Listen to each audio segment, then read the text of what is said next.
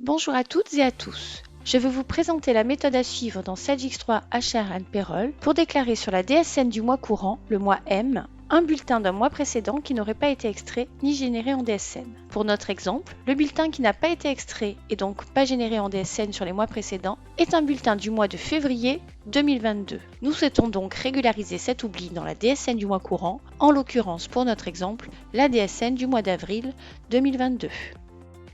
Avant toute chose, il faut vérifier dans la fonction GES-CTR contrat de travail si le contrat du matricule, ou plus particulièrement le chrono-contrat du matricule, est toujours actif sur le mois d'avril, mois sur lequel nous effectuons la régularisation en DSN. Si le chrono-contrat est toujours actif, comme c'est le cas ici pour notre matricule test vidéo 1, alors vous pouvez passer à l'étape suivante.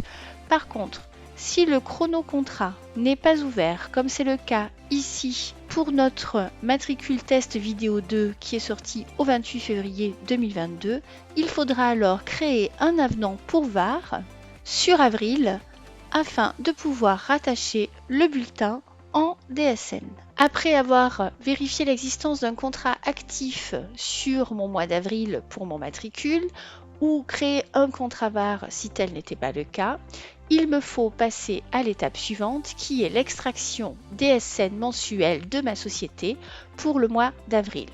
Pour un souci de rapidité, ma société a déjà été extraite en DSN sur avril.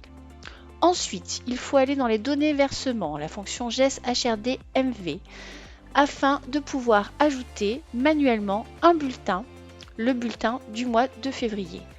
Vous avez un bouton Ajouter disponible dans le menu de droite qui vous permettra alors pour votre matricule d'ajouter manuellement le bulletin.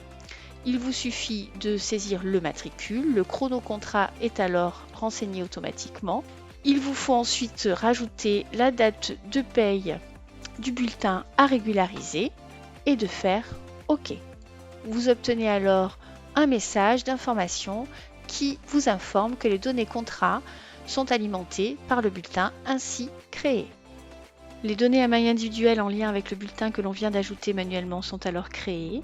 Pour la donnée versement, vous pouvez voir les dates de validité de début et fin sur avril qui indiquent que le bulletin partira sur la DSN du mois d'avril. La date de paye, les périodes de début et fin qui sont sur février et qui indiquent que nous sommes bien sur le bulletin de février. Les cotisations individuelles ont également été créées.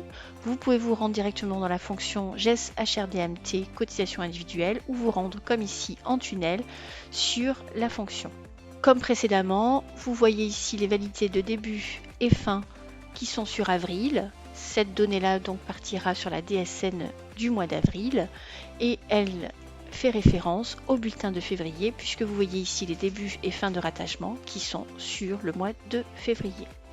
Il faut maintenant se poser la question des données agrégées. Et quand je parle des données agrégées, il faut comprendre le bordereau de cotisation URSSAF et les versements OPS. En effet, en fonction du contexte dans lequel vous vous trouvez, il est possible que le bulletin que nous venons d'ajouter manuellement ait déjà été pris en compte dans les données agrégées de la DSN de février.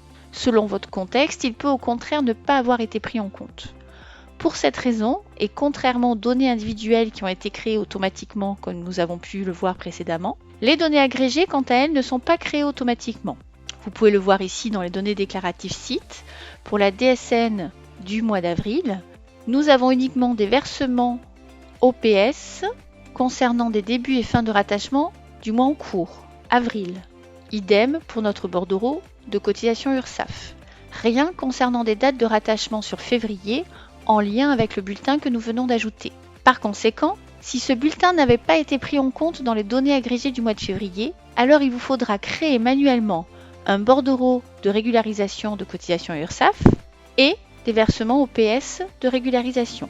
Concernant les méthodes à suivre pour la création manuelle d'un versement OPS ou la création manuelle d'un bordereau URSSAF, je vous invite à consulter les fiches disponibles à ce sujet sur la base de connaissances